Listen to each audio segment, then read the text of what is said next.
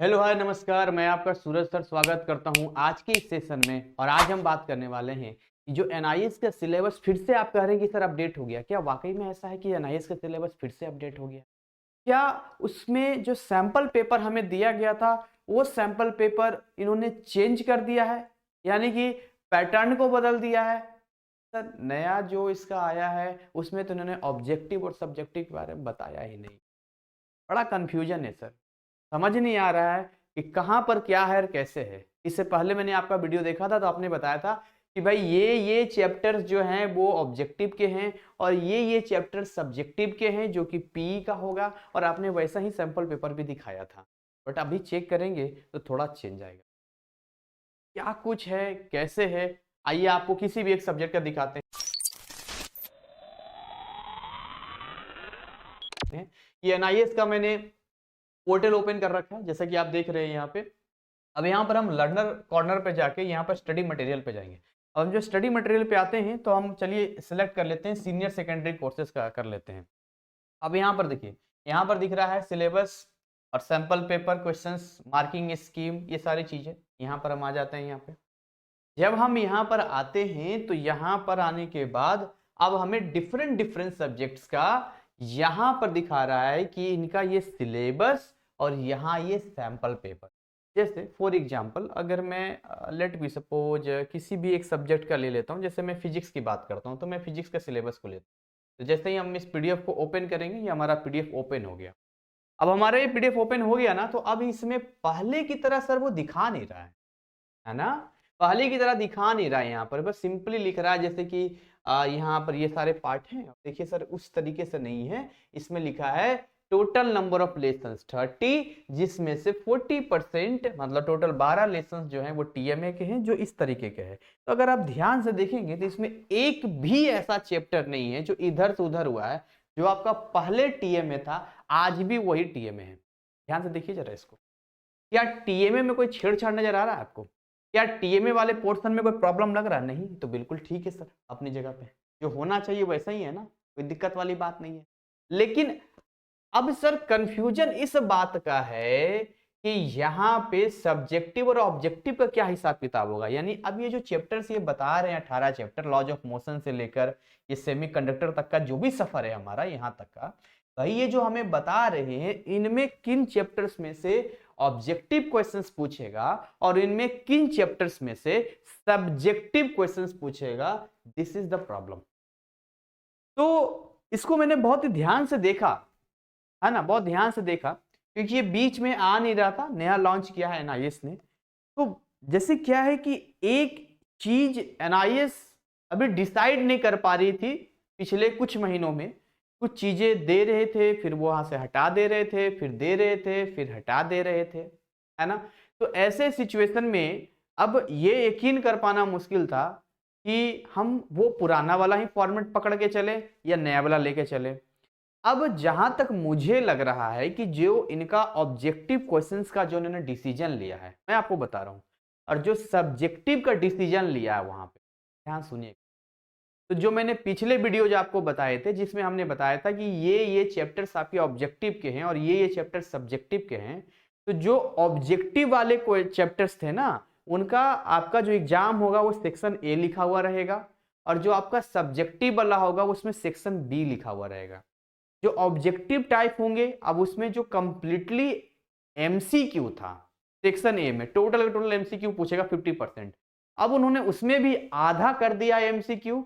अब बाकी आधा में इन्होंने क्या कर दिया, जैसे फिल इन से ब्लैंक्स हो गया, जैसे कि मैच करने का आ गया है ना, या वन वर्ड का आंसर हो गया, कुछ इस तरीके का डाल दिया है। मैं आपको एक सैंपल पेपर भी दिखाता हूं इसका, थोड़ा बैक हो जाता हूं और इसका एक सैंपल पेपर दिखाता हूं। देखिए ये आपका फिजिक्स है और इसका ये सैंपल पेपर डाउनलोड करते हैं। अब ये देखिए पीडीएफ ओपन हो रहा है, राइट। अब ये देखिए पीडीएफ हमारा ओपन हो गया। इसमें ध्यान से देखिएगा, जो चीजें मैं आपको बताऊंगा यहाँ पे मैक्सिमम 80 मार्क्स जो भी है चलेगा, कोई बात नहीं। देखिए क्या लिखा हुआ है, this question paper consist of 43 questions in all, right. अब आगे लाइन पढ़ते हैं। Second point, all questions are compulsory third point, marks are given against each question. Fourth point, use log tables if required, अगर लगता है तो log table use कर सकते हैं। एंड यहां पर है सेक्शन ए, मैं इसी सेक्शन ए की बात कर रहा था, है ना, इसी सेक्शन ए की मैं आपसे बात करना चाह रहा था। इसको और छोटा करना पड़ेगा लगता है ये, हाँ थोड़ा सा, ठीक। तो इस सेक्शन में अगर आप आते हैं, हल्का सा इतना, इस सेक्शन ए में अगर आते हैं तो इसमें लिखा हुआ है, सबसे पहले लिखा है क्वेश्चन नंबर 1 to 16, यानी कि शुरुआती के 1 से जो 16वें नंबर तक का, टोटल 16 क्वेश्चंस जो आपके होंगे वो लिखा है multiple choice type questions, MCQ होगा, जिसमें 1 मार्क होगा। इसमें आपको मतलब 4 में से एक सही होगा। इसी सेक्शन ए में ही यहां लिखा हुआ है question number 17 to 28 means objective type questions carrying, लिख रहा है, देखिए इस लाइन को पढ़िए, यहां पर क्या लिख रहा है, objective type questions carrying 2 marks each, यानी बिट 2 सब पार्ट्स, उसमें 2 क्वेश्चंस होंगे 1 मार्क्स का। तो attempt this questions as per the instruction given for the each of the following 18 to 28, मतलब हो सकता है 4 क्वेश्चन दे दे, उसमें बोले कोई 2 का ही आंसर आपको देना है, तो इंस्ट्रक्शन जो होगा उसको आपको फॉलो करना पड़ेगा, राइट। इसके अलावा अगर आप बात करते हैं सेक्शन बी में, अब आते हैं, अब यहां से देखिए सेक्शन बी में यहां पर आपका सब्जेक्टिव वाला आ जाएगा, जिसमें क्वेश्चन नंबर 29 से 37 वेरी सो 2 मार्क्स का हो गया, 38 से 41 में जाएंगे यहाँ पर 3 मार्क्स का हो गया, और 42 से 43 में जाएंगे तो 5 मार्क्स का हो गया। अब इससे पहले का जो पैटर्न था वो ऐसा था कि जैसे कि सेक्शन ए में जो है टोटली वो क्या दे दे रहे थे, तो वो टोटली 1 मार्क्स का दे दे रहे थे कंप्लीट एमसीक्यू, और सेक्शन बी में क्या कर रहे थे वो, तो सेक्शन बी में वो 2 मार्क्स का ही खाली दे रहे थे, बस 2 या 3 नंबर का। अब इन्होंने नया क्या कर दिया है, इसमें 5 नंबर का भी होगा, 3 नंबर का भी होगा, 2 नंबर का भी होगा। तो अब इससे ऐसे केस में ना, जैसे आप पहले पढ़ रहे थे, हम तो यही सलाह देंगे आप वैसे ही पढ़ें, जो मेरा पढ़ाने का पहले का तरीका था मैं वही फॉलो कर रहा हूं। बहुत बच्चे मेरे क्लासेस ज्वाइन कर रहे हैं, लाइव क्लास ज्वाइन कर रहे हैं, समय कम बचा है तो भाई उसमें कैसे पढ़ना है, क्या करना है, सारा कंटेंट हमारे पास है ना, वो लटकाने वाली बात थोड़ी ना है कि भाई आपको करवा देंगे, नहीं, हम आपको कंटेंट देते हैं, आप 1 महीना में खत्म कर लो या 2 महीना में खत्म कर लो, साथ में एक्स्ट्रा क्वेश्चंस के लिए लाइव क्लास देते हैं ताकि और आपको मजबूत कर दें, बात खत्म। और एग्जाम के टाइम में वीवीआई क्वेश्चन भी देते हैं ताकि आपका पासिंग मार्क्स सिक्योर हो जाए, क्योंकि वीवीआई पढ़ने के बाद पासिंग मार्क्स सिक्योर हो जाता है। तो इतनी सारे लेवल पे हम काम करते हैं ताकि हर तरीके से आपका काम हो सके। तो उम्मीद करेंगे कि ये आज का ये सेशन है आपके लिए काफी हेल्पफुल रहा होगा और आप इस चीज को समझ पाए होंगे कि वाकई में सवाल का पैटर्न क्या। देखिए आपको अब इतना दिखाई दिया था, थोड़ा और दिखा देते हैं यहाँ पर। देखिए जैसे अब यहाँ देखिए क्वेश्चन नंबर, देखिए एक, अब इसमें पहला क्वेश्चन, दूसरा क्वेश्चन, 2 क्वेश्चन, लेकिन और में करके है तो कोई एक ही का जवाब देना है आपको। तो ऐसे ही करके देखिए ये ऐसे ही चलता रहेगा, कहां तक जाएगा, देखिए 16 तक जाएगा, ये 15 और ये 16 यहां तक गया, ठीक। अब यहां से देखिए 17 से 18 में क्या हो गया, ऑब्जेक्टिव क्वेश्चन 2 मार्क्स का यहां पर हो गया यहाँ पे। अब 2 मार्क्स का मतलब क्या हुआ, देखिए ऐसे सवाल पूछ रहा है, read the passage and answer the questions that follow it. अब ये जो दिया है ये पहले ऐसा नहीं होता था कि कोई पैसेज देता था उसके बाद आपको आंसर देना होता था, ये कुछ चीजें नई है जो यहाँ पर ऐड हुआ है, जैसे फ्रिक्शन, ये सारा चीज दे दिया यहाँ पर।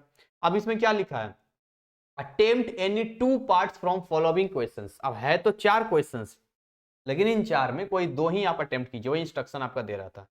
देखिए इसी तरीके से चलता जाएगा, है ना, ये सारा चलता जाएगा, जो भी इसका रहेगा अपना, ये सारा मैं सोल्व कराऊंगा। हालांकि ये सोल्व है लेकिन फिर भी देखिए फिल इन द ब्लैंक्स दे दिया, attempt any 2 parts from the following questions, जो भी यहाँ पर किरचॉफ्स लॉ ये वो सारी चीजें यहाँ पर दे दिया, जो भी चीजें आप था मैच करने का दे दिया, यहाँ पर सब चीज दे दिया, यहाँ पे जो भी है मैचिंग वगैरह भी आ गया, सब आ गया यहाँ पे, राइट। ये देखिए चलता रहेगा 28 तक। देखिए यहाँ से सेक्शन बी स्टार्ट होता है। अब सेक्शन बी स्टार्ट करेंगे तो देखिए यहाँ पर जैसे कि फॉर्मेशन ऑफ डिप्लेशन रीजन, यानी कि सेमीकंडक्टर चैप्टर हो गया, डायग्राम वगैरह हो गया, यहाँ पर write the equations of nuclear fission हो गया, इसका restoring force of displacement graph और helical spring, write an expression for the energy stored in the spring at maximum displacement so that 1 kilowatt hour energy is equal to 3.6, so that magnetic energy required to build up। अच्छा ठीक है, इसका chapter का दिया है। Capacitor इसमें दे दिया, wide diffraction very common phenomenon sound का, वेव का हो गया, angle of maximum polarisation certain medium 60 degree का हो गया, ठीक है। लाइट का अगर ड्रा था, मैं बस चैप्टर देख रहा हूँ कि वाकई में वो पहले जो बोला था उन चैप्टर्स में से है या नहीं है, मैं ये केवल देखना चाह रहा हूँ यहाँ पे कि उन्होंने मिक्स तो नहीं कर दिया या उसी तरीके से होगा, बस ये मैं केवल आपके सामने देख रहा हूँ। पोटेंशियल वगैरह फटाफट देख रहा हूँ यहाँ पर, लॉ वगैरह हो गया, और नहीं वही वही सारे लेंज लॉ वगैरह वही सारे चैप्टर, ठीक है।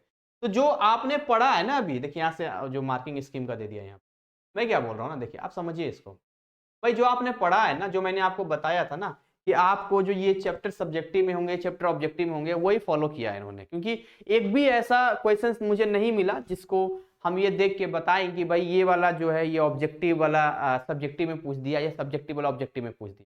तो चलिए इसी के साथ आज इसको बाइंड अप करते हैं, नए नए अपडेट नए नए कंटेंट और लेकर आता रहूंगा आपके लिए, और ये सारे सब्जेक्ट पे फॉलो होगा, ना केवल फिजिक्स के लिए, केमिस्ट्री के लिए, मैथ के लिए, एवरीथिंग सारे सब्जेक्ट के लिए फॉलो करेंगे हम लोग, ऐसा ही जाएगा। सो निश्चिंत रहिए और अच्छे से तैयारी कीजिए। Thank you, wish you all the best.